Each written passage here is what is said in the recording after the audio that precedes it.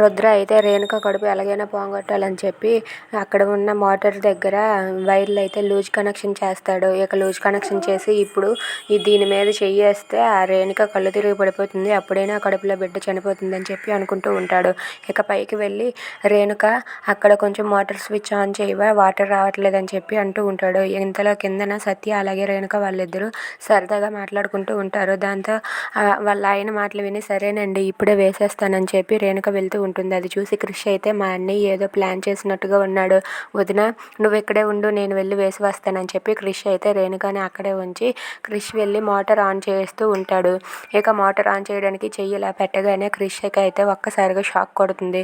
Shock కొట్టగానే క్రిష్ గిలా కొట్టుకుంటూ అక్కడే నిలబడి ఉండిపోతాడు. అది చూసి రేణుక అయితే క్రిష్ ఏమైంది క్రిష్ అని చెప్పి అరుస్తూ ఉంటుంది. ఇంతలో అక్కడికి సత్య వచ్చి అక్కడ ఉన్న పెద్ద కర్ర తీసుకొని క్రిష్ చేయి మీద కొడుతుంది. దాంతో క్రిష్ కింద పడిపోతాడు.